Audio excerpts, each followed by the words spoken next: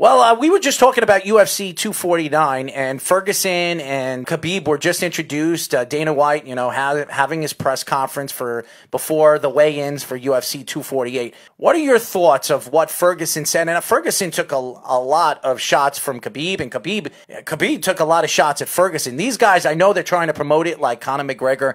They're learning something now where they're going to have to promote this product if they expect people to go out and buy UFC 249, and I think it's going to be a great card. I think this is the headliner that everybody's wanting to see for years. This guy Khabib, who everybody said has been ducking Ferguson year in and year out for the last 5 years since he's come into the UFC and as a professional fighter. What are your thoughts of both fighters, and where do you think this fight is going to be heading now that it's only a month away? Yeah, man, that's a really exciting fight. I think you hit the nail on the head.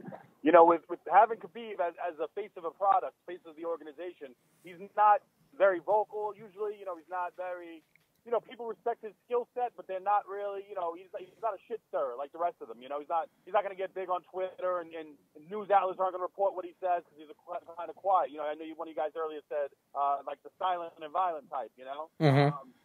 It's definitely big. They definitely got to promote that fight. That's definitely why they're going back and forth. I'm sure both fighters, both gyms, I'm sure they completely respect each other. They're both, at the top tier. It's not one of these bullshit fights the UFC put together where, a champion is fighting somebody that he doesn't deserve. I definitely think it's a great fight.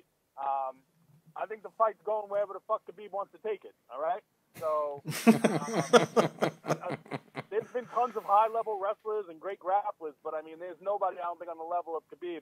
I think Ferguson's camp, just whatever they plan on doing, they got to work on getting off the floor and getting off the cage. That's where the fight's going. I don't think I'm the only one that thinks that, don't get me wrong, Ferguson can finish Khabib. I'm not saying it's definitely going to be a Khabib fight, but, wherever that fight is going to be, it's where Ferguson ends up and where Khabib takes it. Whether it's on the floor against the cage, Khabib is just that good. And again, it's not a knock on Ferguson because he's another top-tier athlete. And I think it's a great fight, man. I think it's very interesting and very exciting.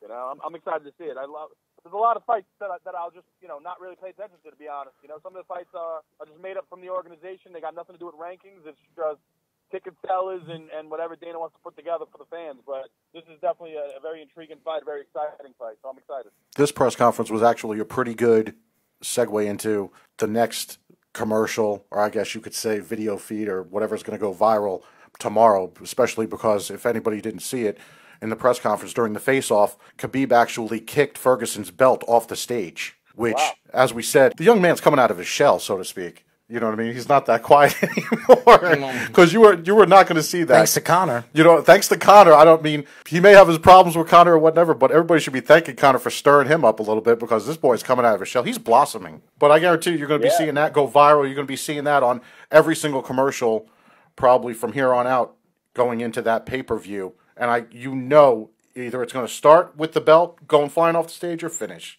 And Dana White's probably salivating right now, waiting for another press conference to come so we can see what else goes. As much as he hates the theatrics, he loves it. Well, Dana's trying to sell a product right now, and right now his product is Raw.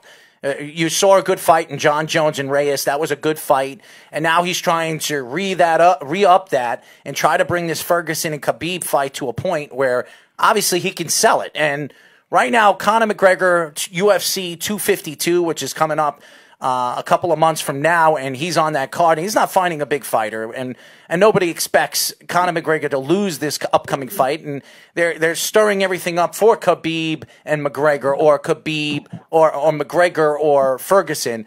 That's what they're trying to stir up for the next upcoming fight for all these fighters.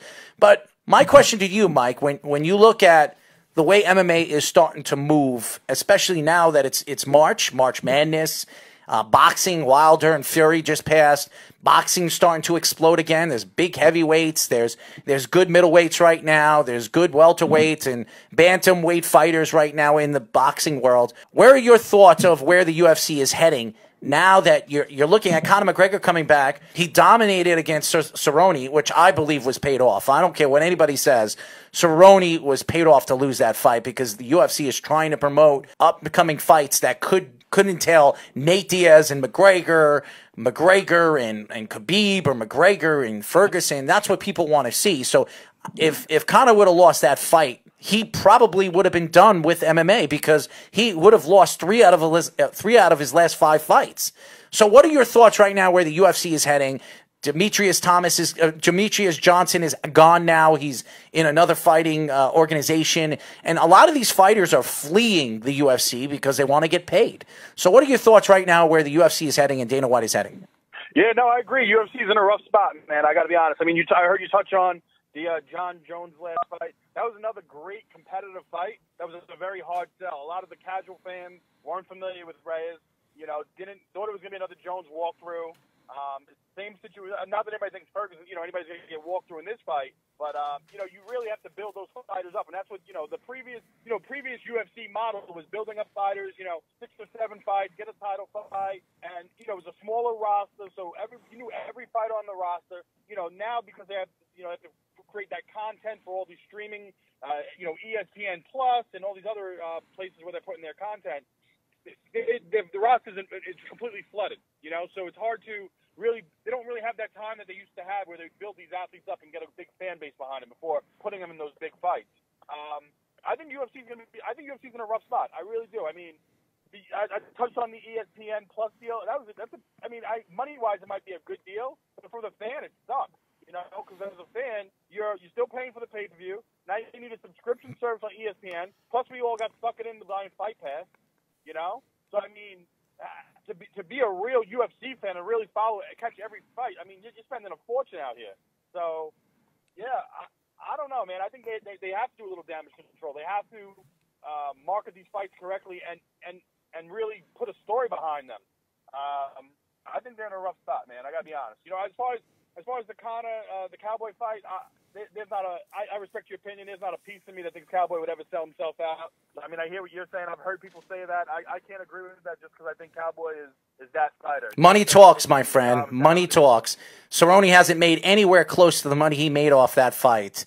And I believe he absolutely was paid off. Conor McGregor is a big-time superstar, and Dana White wants to promote what he has to offer as far as I'm concerned, in the ring, out of the ring, and what he wants to sell with his whiskey and talking the crap that he talks.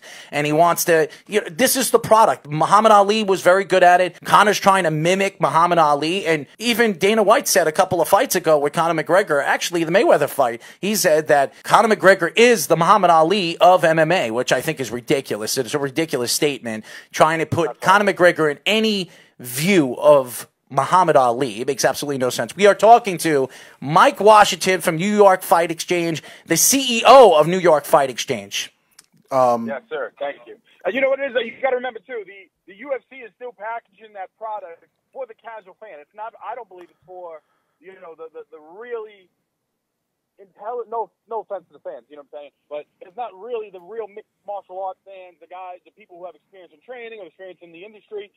I just feel, obviously, I would say 75-80% of their fans are very casual. The guy at, Buffalo Wild Wings catching the fight, he's yelling, break them up, stand them up, that shit, And do you feel at the end of the day, like you said, money talks. So that's who they're selling their products to, and that's who they're packaging. Do you feel like? I think you can tell.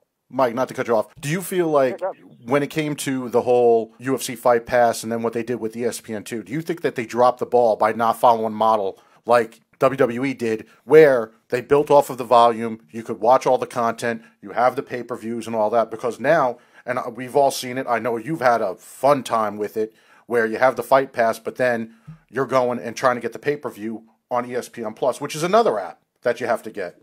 So do you feel like by not following that model, they've kind of, in some ways, lost those diehard fans by doing all this stuff with the apps and the tech and the channels? Absolutely, 100%. I mean, years ago, I don't remember how many years ago, I remember Dana in an interview saying they were going to go away from UFC, away from pay-per-view in the future. I think that was their plan. I really do. Like, initially, I guess, after the buyout, they might have changed directions, obviously, and went a different route. But, yeah, it's too much to watch a fight. And I think I had Anthony over my house one night for a fight, and it was like, I'm going to get the pay-per-view. I went to the pay-per-view channel. I couldn't get the pay-per-view. I had to go download the app, pay for the app to be allowed to spend more money on a pay-per-view. It was insane, So a normal guy who wants to check the fight out, they're not doing it anymore. It's not worth the headache. You're not downloading apps and trying to figure out where it is and paying paying one person so that you can pay the other person the pay-per-view fee. It's like a fucking scam. You know what I'm saying? He's probably helping Buffalo Wild Wings because it's easier just to go there. Absolutely. Absolutely. The WWE model, you know, in the long haul, they would have probably made more money because from what I understand, WWE, even though they're not getting those pay-per-view buys, they're making more money off the subscription service. Mm-hmm. Yes, it's only they are. $10, $10 a month. That's it. They proved the concept. I don't understand why UFC wouldn't follow that. I mean, because the UFC thinks they're making more money doing it. What they don't want to copy Vince McMahon, just like the NFL doesn't want to copy the rules of the XFL. I think really the XFL rules right now, to compare them to the NFL rules, are so much better. Some of the rules that the XFL has, the NFL should inherit, and that's not going to happen because nobody's going to believe that Roger Goodell is going to copy Vince McMahon or his methods. And I could say the same thing with Dana White and Vince McMahon. I can't see Dana White copying Vince McMahon, especially the backlash that we've heard over the years with MMA and wrestling, that all these wrestlers all these wrestlers or all these MMA fighters are going back and forth to both professions, which the only person that's been successful going back and forth to both parties is really Brock Lesnar. Besides that, nobody else. And I don't want to hear about Ronda Rousey. As great of a fighter she was in the UFC, she's not a fan favorite in my eyes for the WWE. She doesn't play a good bad guy. She doesn't play a good guy. She is Ronda Rousey, and that's the way I look at her. So I think that I just think that what you're trying to do is you want to keep sports away from each other. If you're going to bring boxing into mixed martial arts, then bring boxing into mixed martial arts. If you're going to bring mixed martial arts to boxing, then bring it into boxing. The way they promote in a lot of these promoters, the Oscar De La Hoyas, the Arams or the Dana Whites, all these guys are trying to promote something that doesn't exist. And if you're going to bring guys that really hate each other. Not this Floyd Mayweather back and forth banter with McGregor trying to sell a product because that's what they want to do. They want to put money in their pockets.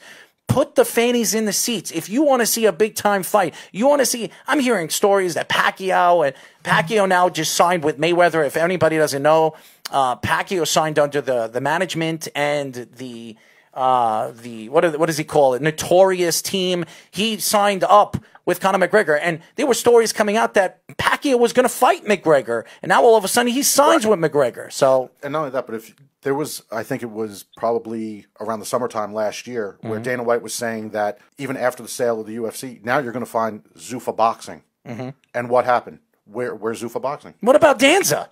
This Danza crap that they're putting out there. The DAZN. I You call don't it have Danza. DAZN? No, I call it Danza because that's the zone.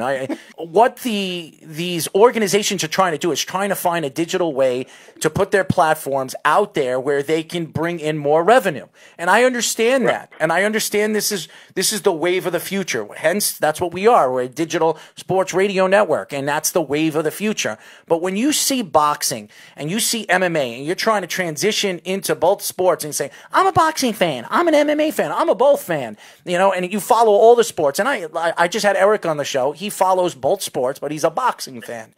There's nothing more like a product that you can sell not only to the younger fan, but the older fan. And right now, as far as I'm concerned, boxing is the prime time, I guess you can say, full contact sport that every single age group wants to watch. I can tell you this right now. I've talked to 60-year-olds. I've talked to 70-year-olds that are into boxing and stuff like that. They do not watch MMA. They have no interest in MMA because it's not what they have seen over the years. The fighters like the Joe Lewises of the world, the Muhammad Alis, they have drawn from the prize fighting speculations to the MMA world where there is no prize fighters except maybe 2 or 3 of them that you talk about. But you're also comparing two sports that one's basically still, even though it's over 20-something years old, it's in its infancy compared to boxing. Well, I also think MMA's been around a lot longer than that. It's just the UFC or the cage fighting hasn't been around more than 20 years. But MMA's been around for 60, 70, 80, actually hundreds of years because mixed martial arts is the trend of different styles of fighting from judo. How long has judo been around? Judo's been around for centuries. When you talk about Brazilian Jiu-Jitsu was created in the early, 20s or the early 1900s? So these are styles of fighting that have been around for years. All they're doing is putting them in a variated sport in a cage with fighters that are either strong in one style of fighting or fighters that are strong in the other.